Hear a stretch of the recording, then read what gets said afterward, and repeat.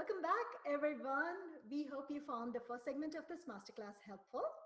Our inspiration for this masterclass is the book Joyful Courage, and our expert guide today is the book's author, Casey O'Rourke.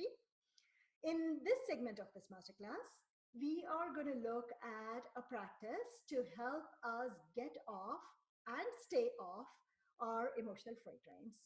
If you haven't watched the first segment of this masterclass yet, I highly recommend that you watch that first because that kind of lays the foundation of what we're going to talk about in this masterclass. All right, ready to start again, Casey? I'm ready. Okay. So at the end of the first segment, we were talking about the mind-body connection in relation to recognizing that our emotional freight train is pulling into the station, right? So you have kind of developed this practice called the three Bs that'll help us use the same kind of mind-body connection idea to get off and stay off our emotional freight trains. So will you please give us an overview of this three Bs, and then maybe we can go into details of each of those. Yeah, well, like you said in the last segment, we talked about becoming aware of our body. And so I wanted to create something that was really easy to remember for parents and for myself, because I'm a parent and I'm navigating all the things with my two kids. And so for me, it was okay, what's going to support? I want to be able to calm down. I want to be able to, I want to be able to access my body, and I want to be able to access broader perspective. And because whatever's going on, we get so intense on that one thing. And later on, when we are looking back, we realize, oh, that was not that big of a deal. Or, oh, that was a piece, there was more going on than I saw because I had tunnel vision. And so the three Bs were born. And the three Bs are breath, body, balcony. Those are the three Bs: breath, body, balcony. And so the first B is simply bringing our attention to our breath. And by bringing our attention to our breath, we are paying attention to how it feels to breathe.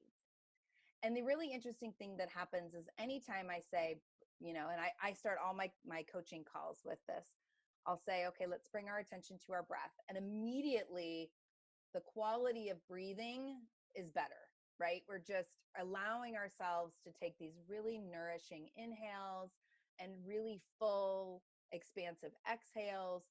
And as we do that for a few breaths, everything, it's just like a blanket of peace and settling in that happens. And then after a few breaths, however many you need, I'm not going to say, well, you take 3 breaths and then however many works for you, then I'll prompting you to ride a breath into the body. And so really following the inhale into the body and starting to notice your physical sensations.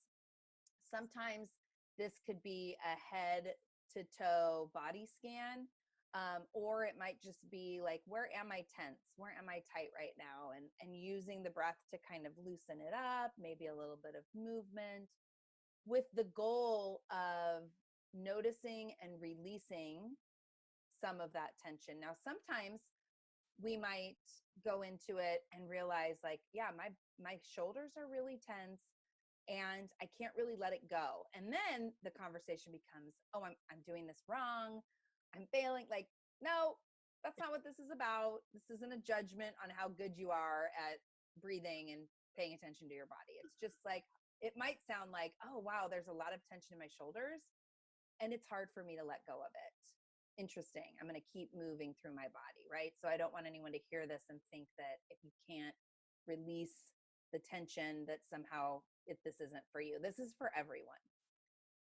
So you pay attention to the body. And as you do that, what is happening is you're kind of priming yourself to then be able to take a balcony seat. And a balcony seat is really about lifting up and out of your experience and imagining that you can see yourself, see your child, or whoever the other person is, see the room that you're in, and see kind of from a broader perspective. And from that place, You can understand, well, is this even about me?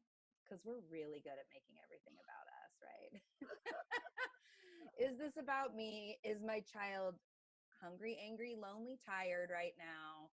Is there, something bigger going on that is manifesting in this behavior? I think this is so important. I love the meme that gets thrown around. Your child isn't being a problem, your child is having a problem. Well, from the balcony seat, we can look at it through that lens. When we're in the experience, our child is being a problem for us and we've got to do something about it, right? So you take that breath, you get intentional about your breathing, bring intention and attention to breathing, you kind of soften your body so that you can take this broader perspective and just see with like bigger, clearer glasses that there's more going on than your child, throwing a tantrum, or your child, being snarky to you. I have a great story for this. Can I tell a story? Yes, always. So, okay. So my daughter, who just had a birthday last year on her birthday, and she's pretty introverted and she has a lot of anxiety. And we had gone out for dinner and there was a whole table full of people, and we sat down and I had made all this happen. So I was feeling really good about myself. And she was just being so rude to me. And, and she's 16 at the time. And so I'm just like, teenage, like, how dare you? In my mind, it was just like, how dare you treat me like this? And then I had just had a conversation with another friend about like recognizing when something's, if it's yours or if it's theirs. And I realized like, oh, this isn't mine. This is, something's going on with her. And so I leaned over and I was like, are you okay? And I refrained from saying, because you're kind of being a bitch. I just said, are you okay? And she looked at me and she said, they're not going to come out here and sing, are they? Meaning all the waiters and waitresses. And I realized that that's what was happening, is she was caught up in her own worry around, because she hates that. And I love it. I'm like, get the whole place singing for me. So I said, they don't have to. I said, let's make sure that they don't. And so my sister-in-law went up and spoke to the hostess, and after that, she was fine. But I could have, and I did for a minute, I got really into like, God, she's ruining this for me. She's not being nice to me. Why isn't she enjoying herself? Why is she doing this to me? And I just, found my breath, did my short little practice, and realized there's got to be something else happening. And then inquired in a way that was an opening instead of a closing, because we can ask questions in a way that aren't really questions, and lose the moment. But that was really powerful, and that shifted our experience in a way, that made it better, instead of me getting really defensive and hurt that she was treating me and not getting curious about what was going on for her, and then maybe leaning in with some choice words for her that wouldn't have solved the problem. So yeah, breath, body, balcony is really, really useful. Another piece that we talk a lot about in positive discipline, and I've seen it used in a lot of contexts, is the iceberg metaphor, right? So that story really captures the iceberg metaphor. At the tip of the iceberg, she was being kind of rude and snarky to me, but under the surface, she was having this whole experience around worry and anxiety of whether or not the whole restaurant was going to gather around the table, and she was going to have to sit there with the candles and the thing while, and that was too much for her to hold. And so it came out as, annoyance at me. I know. And it's always like that, right? I mean, there is okay. I want to take a step back. So there is just so much I want to unpack here. So I want to try and go one at a time. So let's go back to the breath. So for some who have a breathing practice already, it might seem easy. But for someone who's coming into this new, they're like, I breathe. I always breathe. I mean, it's Yeah. what's a big deal?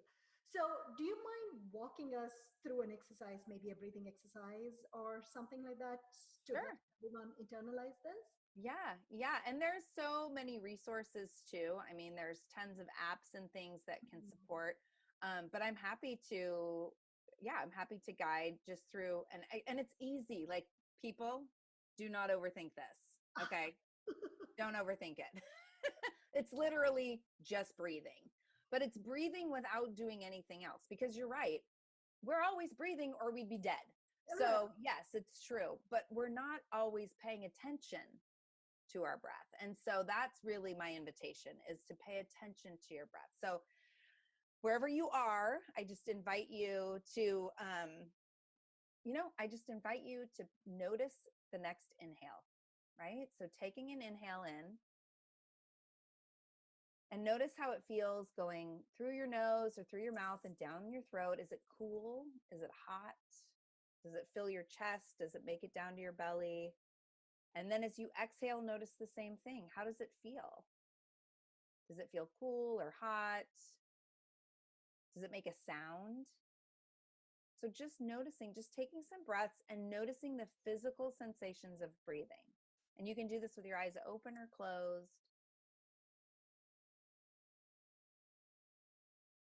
And notice what happens when you are totally attending to your breath. And this whole thing, it's not woo-woo, right? I mean, there is actual science behind why this works. It's how we kind of signal to our thinking brain that, this is, to our brain, that it's not a flight or flight situation. Yeah. The thinking part can come back on now, right? So let's talk about that a little bit, if you don't mind. Yeah. Well, when I was writing the book, what I found was, because I'm all for woo woo. And I know some people are like, nah, I need some more meat.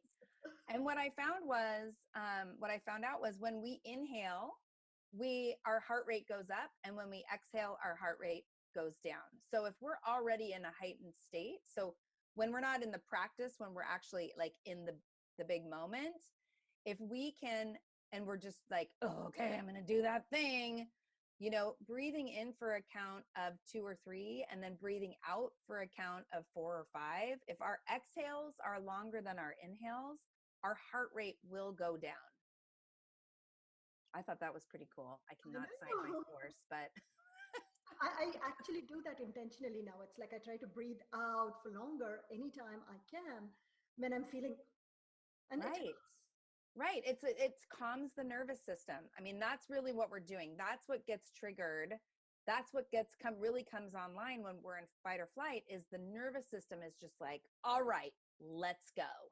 Right. And it's not useful. Like, it wouldn't have been useful when I was out to dinner with my daughter. It's not useful, when my son is doing his thing and telling me about that's a whole nother masterclass. But I have a great, beautiful boy who cannot do anything without being like, Mom, I got to tell you something that I did. So I get to hear about everything, which is not always easy. It's lovely. We all want to have this open, honest relationship, but guess what, everyone? It's hard. Oh gosh, I feel for you. Yeah. So it's like, okay, nervous system gets heightened. I'm going to stand here. I'm going to hold the space for him or for her, and not react. Like, that's the goal here, is to really help us be more in response versus reaction, because reaction is typically an invitation for the train, whereas a response is what we can respond when we have gone up to the balcony seat, when we've found curiosity, when we're willing to see that there's something bigger going on than what's right in front of us. And response is going to keep our relationship intact. Response is usually more helpful for both the child and the parent. When we respond, we're typically in a solution-minded mindset versus, I got to do something about this. I got to, they need to know that this isn't okay, right? And they got to feel the pain, which is not useful. It doesn't. In the bud. Yeah. But it doesn't leave them with any tools or skills. It's just like this assumption that, well, if I get real mad and I punish them, then they won't want to do that again. No, that's short-sighted. Sometimes some kids in a fierce enough punishment, maybe, but is that who we want to be? I don't want to be that person. I don't even, yeah, I don't want to be that person. Right. And that's, even if there is a change, it's only for a certain amount of time, right? As they Right. grow up and they're no longer scared of that punishment anymore, it's not going to work. Totally. Again, that's a Short term. whole Yeah. other process. So, all right. So coming back, the second one, the second B is the body. And while you were talking about it, you mentioned that it could be as simple as a full body scan, so Hmm. from head to toe. And for somebody who's not familiar with doing this, do you mind walking us through maybe just a very simple way of doing this? Sure. Well, for me, I have my own hot spots on the body that I pay attention to. But it can just simply be, so you've done the breathing. So the breathing kind of like primes the pump, right? The breathing gets us to a place where now we're going to look inside and figure out where we're holding tension. And if you start with just simply the top of your head and just imagine a waterfall, or imagine a blanket, or imagine something just kind of going down your body. I always pay attention to the muscles on my face, Hmm. because I don't often realize I'm holding tension in my face, but everybody else does. I know. The jaw, noticing the jaw, and like it just feels really good. I mean, even right now, if you can just close your eyes and notice your face, and try to try to release the muscles on your face and see how good it feels in the forehead and in the around the eyes and in the jaw. Like, we can always soften more. And this is free. This is free skincare, everyone. Two for the price of one. Yeah, there you go. And then moving down into the neck, just noticing your neck, noticing your shoulders. Where are your shoulders? Are they really up high and in? Because typically when we're ready to go, when we're ready for that train, if you start to notice, we can kind of get a little bit into fighter stance, even though we're not going to throw blows at our kids, but we can move into this kind of leaned forward, shoulders up. Hey, listen, you're not going to, this isn't okay with me. Maybe there's some finger pointing. So noticing the shoulders and pulling them back and down, and just moving through, noticing the chest, moving through the belly and the back, and just noticing. It's just really, like, especially early on, it's just noticing. And it's also just going through the motions, right? If this feels really weird and not like something that you typically do, it's okay. It's totally full permission for this to feel weird and awkward. And as you practice it, it'll start to feel more natural to check in on your body. It'll start to feel like you'll learn more about yourself. At the beginning, you might not recognize places of tension. After a while, you'll realize, like, oh man, I hold so much tension in my hips, but it's taken me 2 months to realize that that's actually a place where I hold tension. So it's really just moving from head down to toe. I don't typically do a body scan anymore because I know where my places are. Hmm. And you can do, from the ground up if you want, or if like, oh, I know my places are my bottom and my shoulders and my jaw, then just go there. It's fine. There's no like, you have to do it one way or it won't work. Hmm. Because really the goal is to soften and settle the body, because that creates just more of when we can let go of that tension, or some of that tension, it's like it opens and softens our bodies, and it opens and softens our minds, and gets us ready to be in a place where we're willing to say, oh, this is about that, because like in my example with my daughter, I could have said, oh, she's feeling anxious, but that doesn't mean she can treat me however she wants to treat me, right? Like, I could have held on to that and let her know what I thought about that, but that would not have been useful. It would have, it just, later on, conversations around, so sometimes there's going to be things where you're feeling anxious, like, what are some ways that you can let me in on that aren't hurtful? There's conversations that can be had, but not in that moment, right? Not in that moment. So yeah, so it's really just, the goal is to come to a softer, more neutral place in the body, so that the next step, moving into the balcony, we can really be in the mindset of that open mindedness and that solution focused, curious mindset and way of being. Let's continue with this thread. So being in the balcony seat or going into that balcony is all about perspective taking, right? So, Mhm. so there was this example that I read somewhere. I don't remember. It was, I think, a blog post. I can't remember where she talked about if you look at an ant under a microscope, it looks all gnarly and like this huge monster. But if you just walk away from that microscope and look from far away, there could be a million ants, and there's still these teeny tiny things that you can squash, like, with this one. So it's like that was such a huge eye opener for me, Yeah. because a lot of the time we're like so tensed, and we're so this one, our eyes are in that microscope eyepiece, right? We're like walking around with our eyes stuck in that.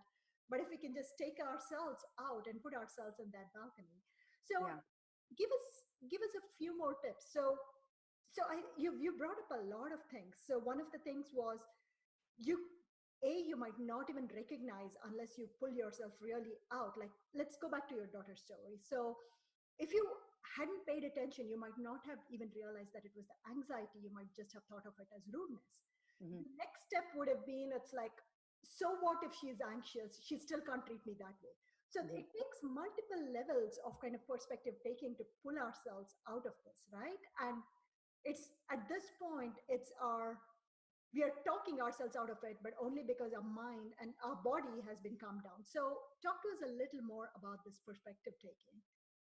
Yeah, well, and I also want to say something that was really useful in that particular example was a conversation I had had that afternoon with somebody else about that experience of being with someone who's having a hard time, and teasing apart, is this mine or is this theirs? Like, so even all of you that are watching right now, you've already jumped a few steps ahead simply in the taking in of this conversation, right? It's like, well, it'd be lovely if once you knew better, you did better. Um, Once you know better and you practice better, then you do better. But Right. I mean, even just listening into conversations like this is going to get you one step closer to being in a place, a mindset that's going to allow for broader perspective. Um, and so, yes, and it's a lot of trusting the process too. I mean, it's, again, it's about us. It's not about our kids. It's about, how am I going to interact and intersect with what's happening? Who do I want to be, right? Who do I want to be for my child? And I think that that's the question really that we get to ask ourselves over and over and over. Who do we want to be for our kids? And and of course we want to be loving, right? We want, for me, I know I want to be loving. I want to be non-judgmental, which is a very big stretch. I want to be non-judgmental. I want to be curious. I want to be open and available. Mm. Right. And so if those are the things that I want, then the most important time to actually be those things is when it's hard and when it's challenging, because I can be those things all day long when everybody's, you know, with the program and doing what I want them to be doing. But how do I respond when we're bumping up against some barriers? Well, that's when I really get to be challenged and tested in being loving and non-judgmental, especially because I have a lot of opinions. And I am judgmental, and I do, it's just like every other parent. We have a narrative, whether or not we know it. We have a narrative that we are holding for our kids, and when they deviate from the narrative, it can be jarring. Mm. I love that you brought that up, especially the thing about the intention, because a lot of us go saying, I don't want to yell, I don't want to do this, I don't want to use punishment. But unless you have that intention statement of what I want to be, Hmm. it's very difficult, right? That intention of, instead of what I don't want to be, if you have a what I want to be kind of intention statement, that can guide your perspective taking and make things easier down the path, right? Yeah. That's it. And the balcony seat is the perfect place to pull out. And I literally think of it as I'm sitting on the balcony, I'm looking down at a stage. There I am with my child. And my thoughts are, well, what does non-judgment look like in this situation? Like, yes, there's also what's going on for my kids. Like, there's a lot going on, and you can decide. I think we all take perspective and find our way to what is a useful technique for us. Technique, it's not a technique, just a useful tool. um and it could sound like, okay, here we are, we're in this battle or this argument or this moment. What does curiosity look like right now? How can I come from a place of curiosity? How can I come from a place of non-judgment? um, and the more you practice, and again, the more you practice when the stakes are low and it's not like the most intense conversation that you've ever had, the easier it becomes to tap into it when things are challenging, right? Or even if you're on the train and you're kind of becoming a lunatic and you realize because of your practice, like, oh, I'm on the train right now and I'm going to step off. I'm going to find my breath. I'm going to soften my body, take some perspective. That perspective taking in the balcony seat might start with, wow, I totally just overreacted. I was feeling afraid. I'm sorry for what I just said. It wasn't useful. I'd love to have a conversation about this when we're both feeling calmer, right? And that, of course, would be with an older child. With a younger child, it might simply be like, whoa, mommy just got really mad, but I'm taking care of myself right now. Let's take some breaths together. Let's calm down. And then we'll come up with a plan for putting away the toys or whatever the thing was, right? That you were arguing or having a hard time about. But, that's kind of the in the moment, right? But again, it's like you said, we wake up every morning, I'm not going to yell today. But if we don't have a practice of doing something different, then you're going to yell because they're not going to be different. They're going to be the same. And they're going to be kids. Yeah. And a metaphor that I really like that I created for this too is, I live in the Pacific Northwest. So you can see out the window, there's lots of trees. And when you go hiking, like really popular hiking trails are really easy to follow, right? They're, the dirt amongst the green.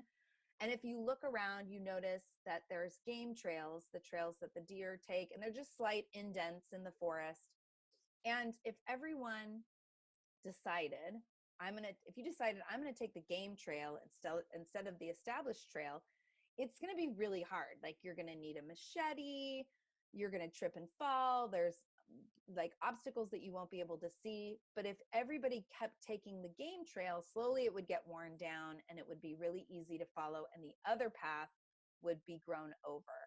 And it's the same thing. It's a whole brain thing. It's insulating I don't know the language, insulating the neural pathways. Yeah. And the more you do something over and over, the more insulated that pathway becomes, and the quicker we are to move in that direction. And so that's why it's so important to me when I'm working with parents to reiterate over and over again, you have to practice. You have to be willing to practice, practice, practice, and not wait for the moment to not yell, but really practice how you want to be over and over and over when the stakes are small. I love that analogy. So when we look at that analogy, the well-worn path is our path onto the train, right? So Yeah. that's the path that we've used all our lives. It's like we get this trigger and then we just take that well-worn path because the path is already there. It's easy to just get on the train. Yeah, The it's harder familiar. thing is to create this new path, which is to say, no, I refuse to get on the train. I will use this practice. It sounds simple, the three B's, but it takes time and intentional effort, right? Yeah. So this is a good point to bring in a concept that you talk about that I absolutely love, and that's the idea of choosing in. So do you mind talking to us a little about this idea of choosing in? Yes. Well, and I love when I wrote the book that my editors were like, you choosing in, this doesn't make sense. I'm like, I don't care what you say.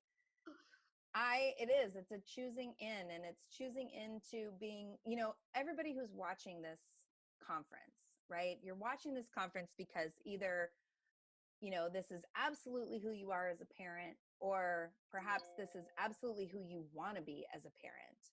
And I just want to say that sometimes when we watch things like this or we read books and it feels so far from who we are so far in our parenting journey, or what would it look like to be parented for us, it can feel really overwhelming.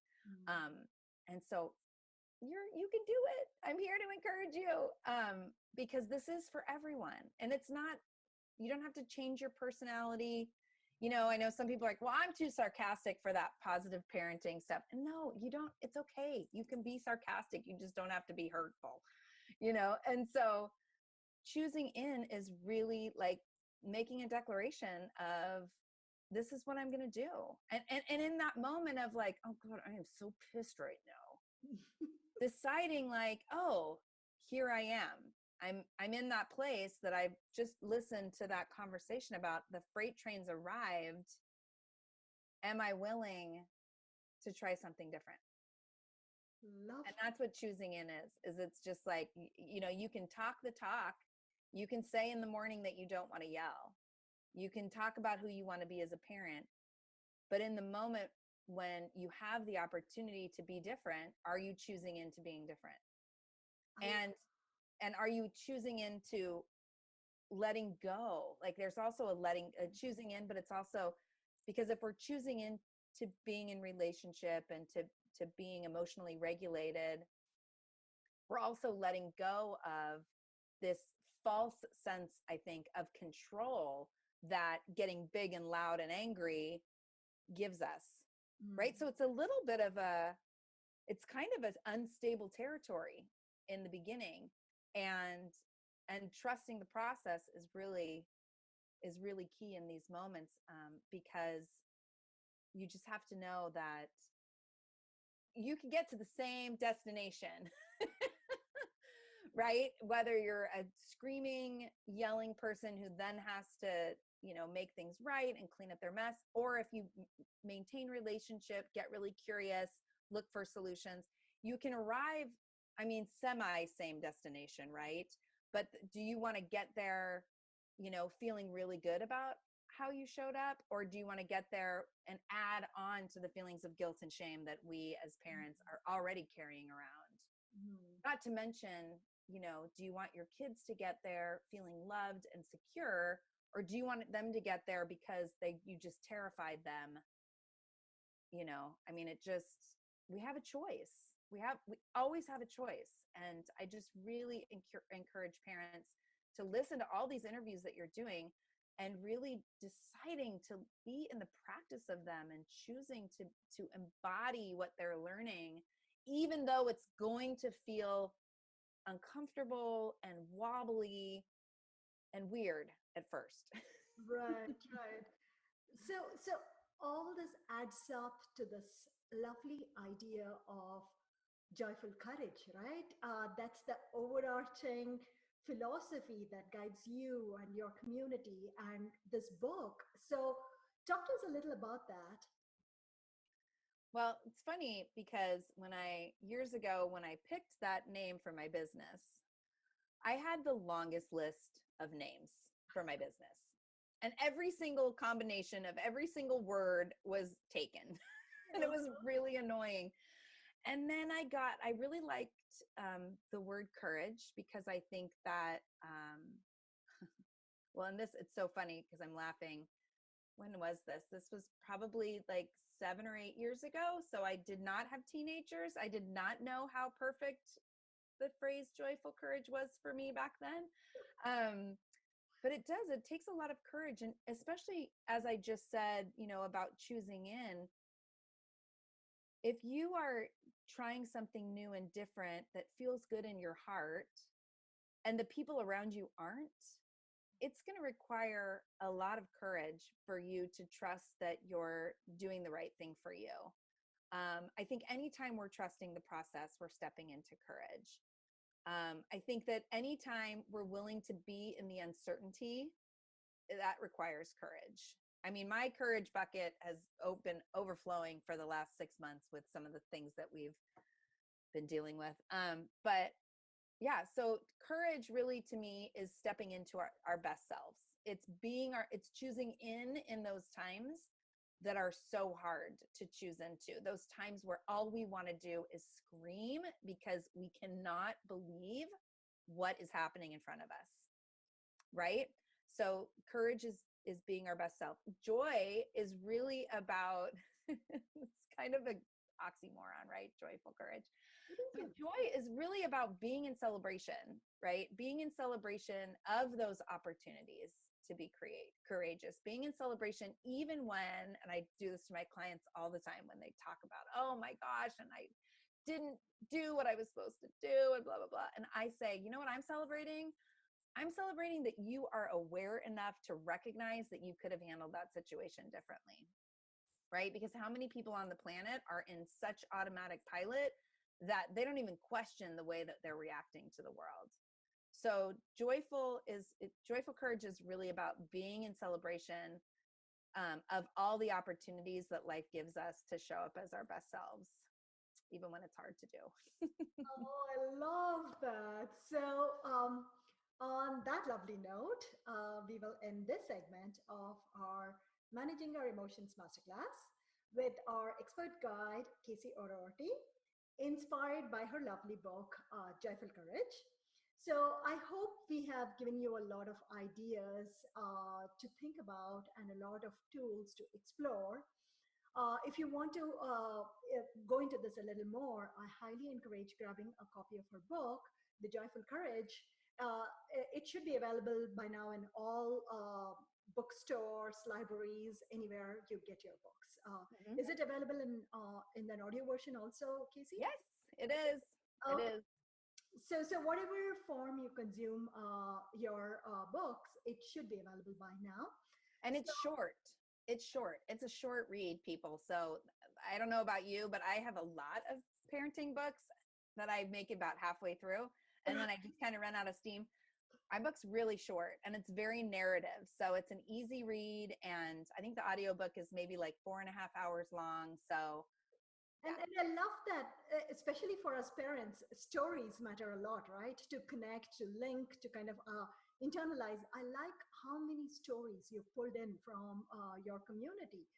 So everyone just go grab a copy of this book, take a look at it. And so we are going to stop here. That means it's now time for our challenge segment. And I'm always curious to see what challenge our experts have for us. So you don't want to miss that. Come back and join us for the challenge segment after this. All right, we'll see you in a bit.